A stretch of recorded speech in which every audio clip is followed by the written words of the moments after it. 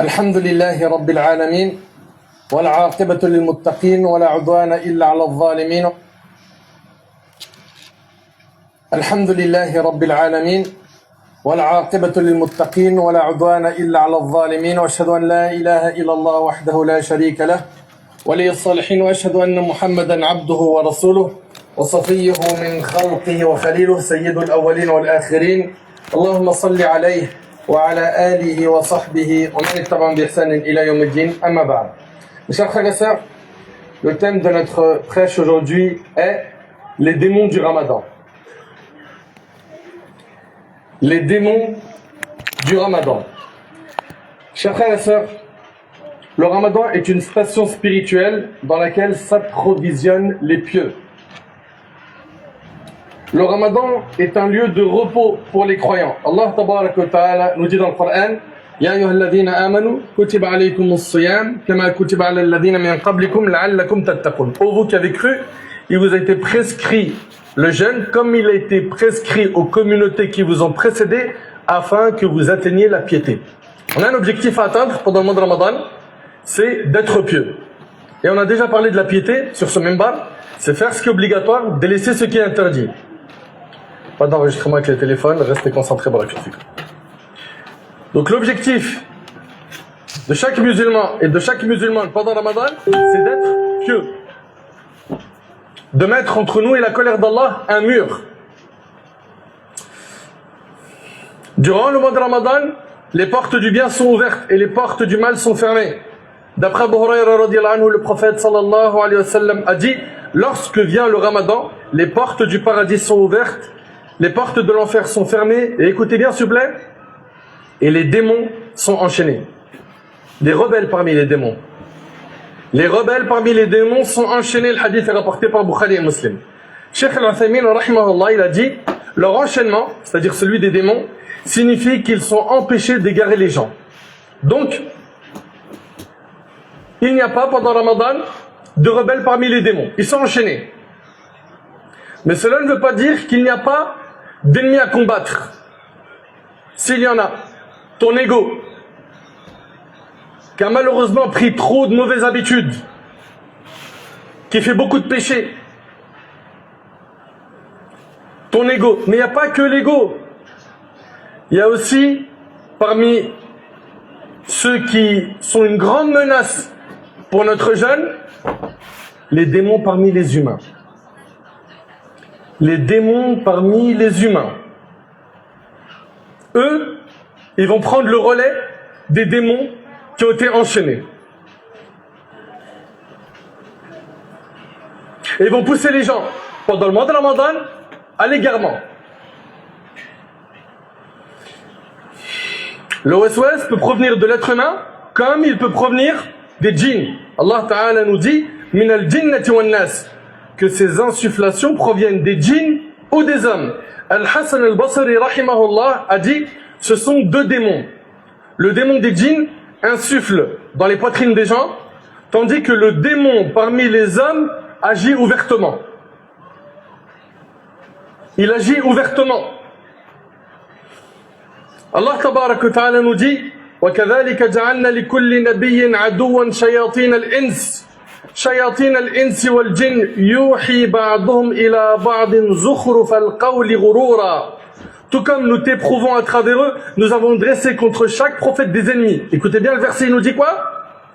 Nous avons dressé contre chaque prophète des ennemis des démons d'entre les hommes et les djinns, les uns insufflant aux autres des paroles enjolivées afin de les abuser. Al-Qurtubi rahimahullah, ce grand savant dit: le fait que tous les démons soient enchaînés n'implique pas qu'aucun mal ni aucun péché ne se produise, car il existe d'autres causes que les démons, comme les âmes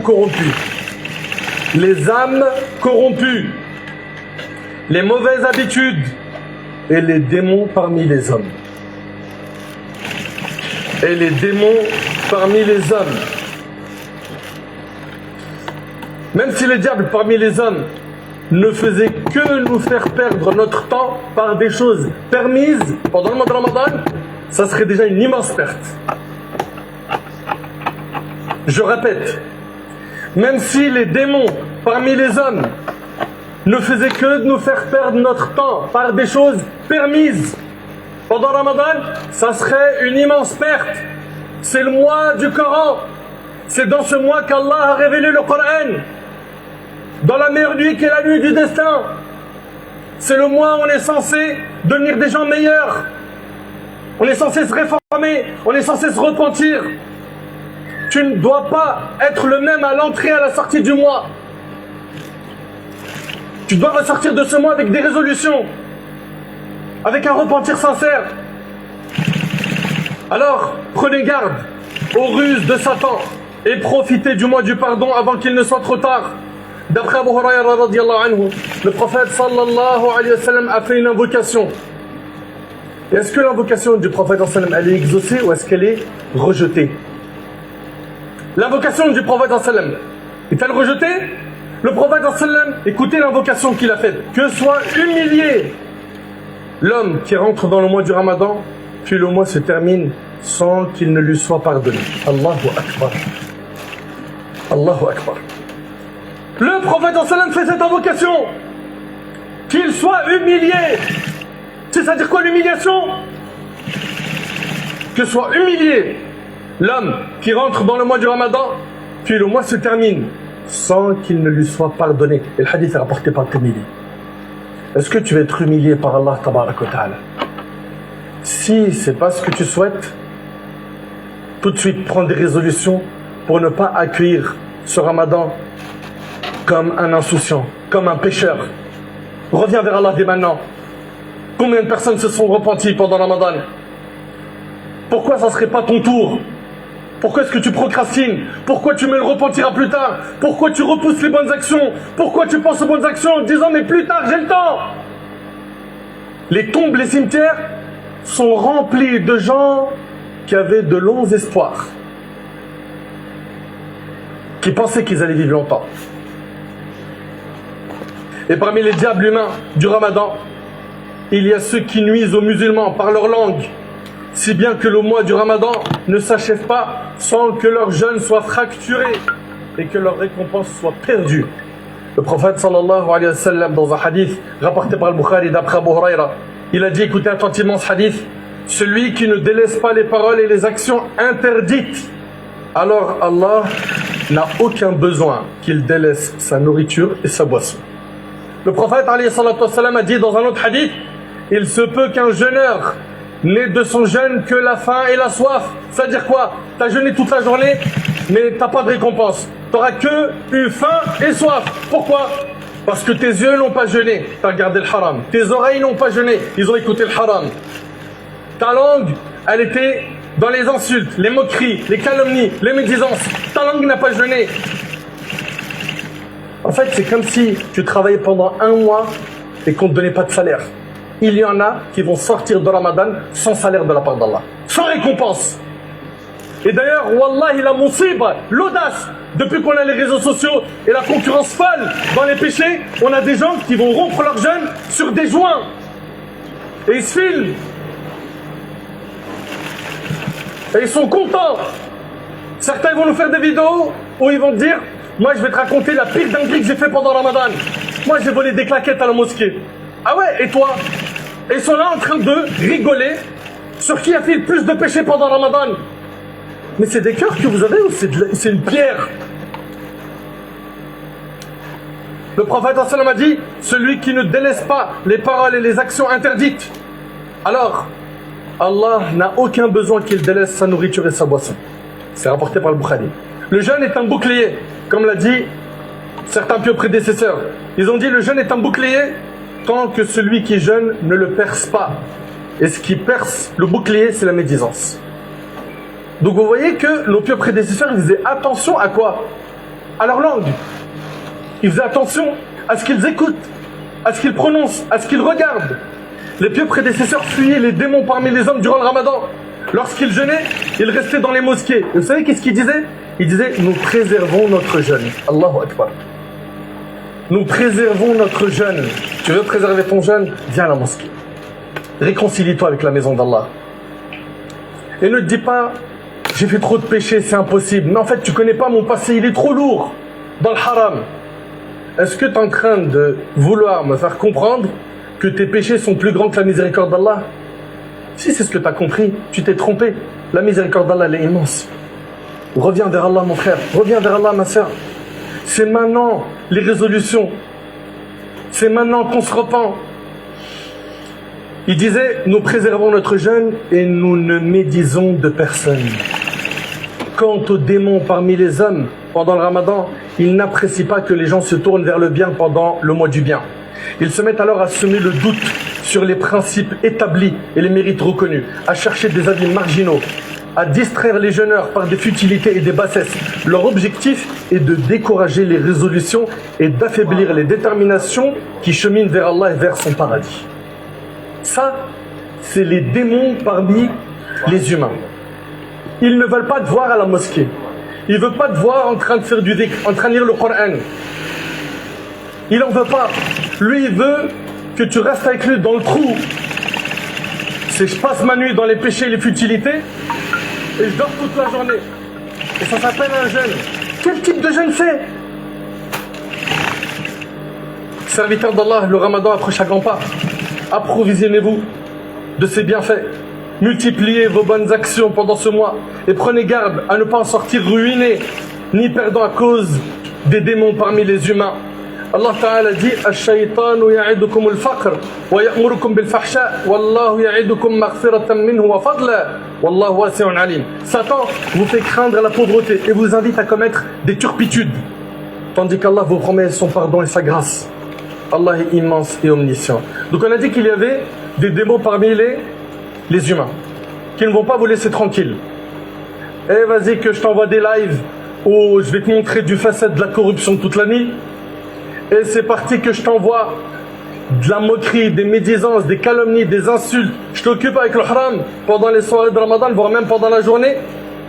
Vous allez en voir beaucoup, beaucoup.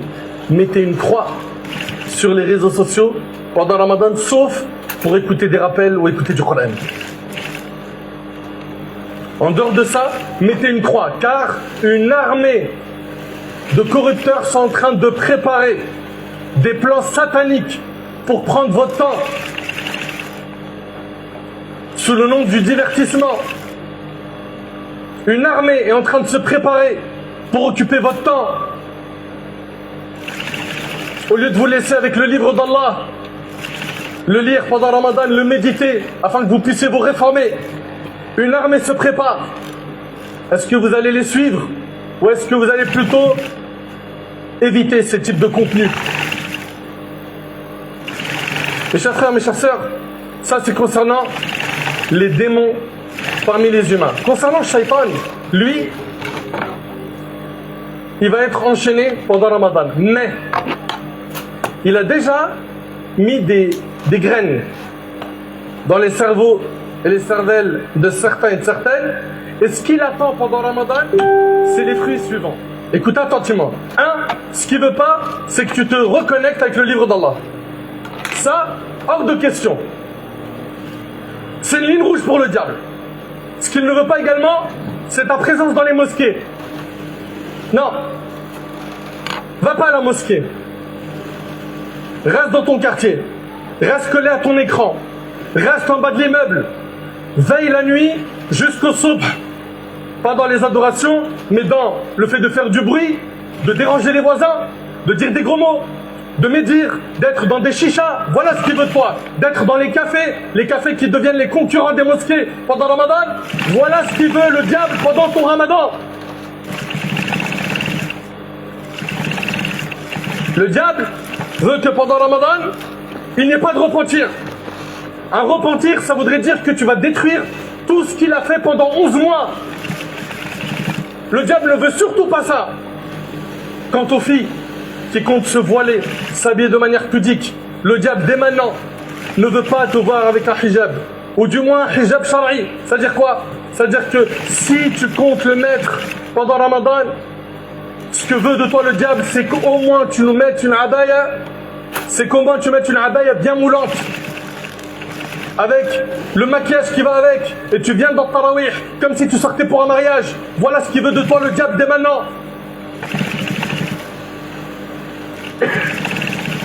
Et à la fin, Cette femme-là qui pense qu'elle est pieuse, elle est plus une fitna pour nos frères qu'autre chose. Le diable veut que vous pensiez qu'après le Maghreb, tous les coups sont permis.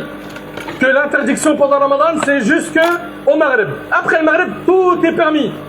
Les gros mots, fumer, boire, aller en chicha, etc. Tout ça, c'est halal.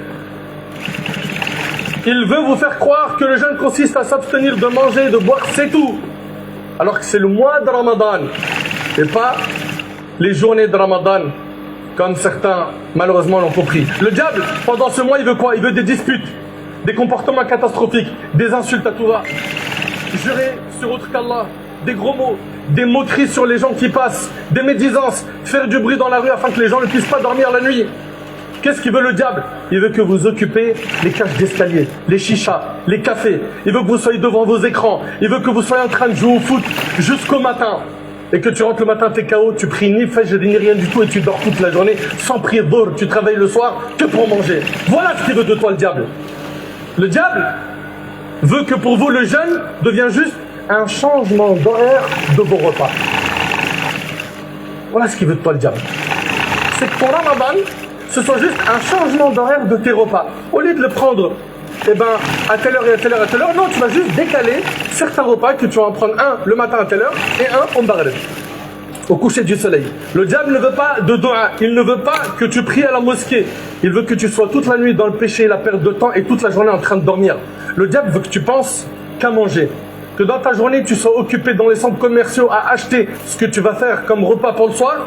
Et que le soir, tu es en train de manger jusqu'à ce que tu affaiblis ton cœur, que tu ne puisses plus faire des adorations. Le diable pousse à la procrastination en disant aux gens, mais t'as le temps. C'est pas grave si tu cartonnes pas dans les 10 premiers jours. Les 10 derniers, c'est les meilleurs, c'est les plus importants. Et tu as un mauvais démarrage. Et après, tu vois que c'est bancal pendant tout le mois. Et à la fin, tu arrives aux 10 derniers jours, tu dis, purée, j'ai rien fait. Ah, c'est pas grave, l'année prochaine, on se rattrapera. Et rebelote l'année prochaine, c'est le même Ramadan. Et surtout, le diable, il veut que dans les 10 derniers jours, tu n'oublies surtout pas de préparer les gâteaux du Ramadan et les vêtements de l'Eid. Ah oui, faut faire rentrer la joie dans le cœur des musulmans. Tu vas pas oublier ça quand même, ça fait partie de la religion. Le diable, il veut que tu sois insouciant, que tu oublies l'au-delà. Le diable veut que pour toi, Ramadan, ce soit un carnaval et pas une adoration. Il veut que les cafés remplacent les mosquées, que les réseaux sociaux remplacent les mosquées. Il veut que la journée de ton jeûne soit dans le sommeil, que ta nuit soit dans les repas, les divertissements, les péchés. Le diable veut un Ramadan sans religion. Il veut un Ramadan sans religion. Ah, ils vont jeûner, qui jeûne? Mais ils s'abstiennent de manger et de boire. Stop!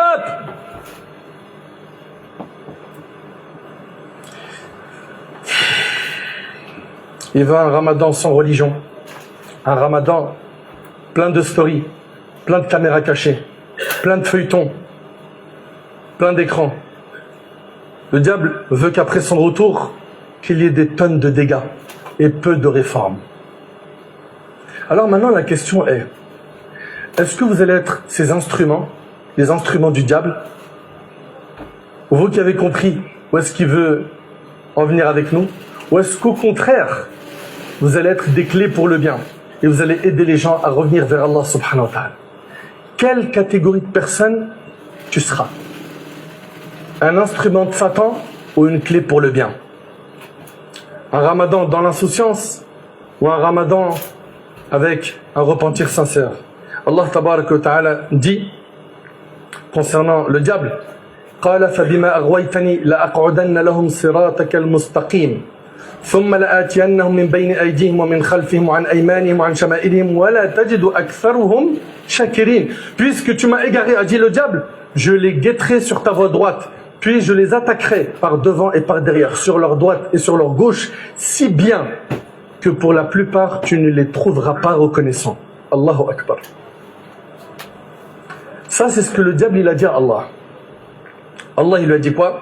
قال اخرج منها, sors d'ici, couvert d'opprobre et à jamais banni. Et qu'est-ce qu'Allah lui a dit? La amla'anna jahannam minkum ajma'in. Il lui a dit, je remplirai la géhenne de vous tous, toi et ceux qui te suivront parmi eux. Allah va remplir l'enfer par Satan et ceux qui vont le suivre. Le Ramadan arrive. Vous allez faire partie de quel camp? Choisissez votre camp intelligemment afin de ne pas regretter demain, c'est-à-dire le jour du jugement. Et sachez que le jour du jugement, le diable se désavouera de tous ceux qui l'auront suivi.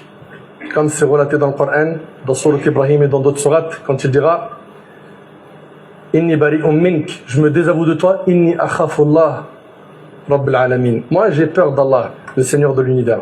Désavoue-toi de lui, sois intelligente ma sœur, pendant qu'il en a encore temps, car sache-le avec certitude que le diable, le jour du jugement, il va se désavouer de ceux qui l'ont suivi. J'implore Allah subhanahu wa ta'ala de nous accorder un repentir sincère. J'implore Allah subhanahu wa ta'ala de faire de nous des pieux. J'implore Allah tabarak wa ta'ala de faire de nous des personnes utiles pour la Ummah. J'implore Allah tabarak wa ta'ala de faire de nous des clés pour le bien, des barrières contre le mal.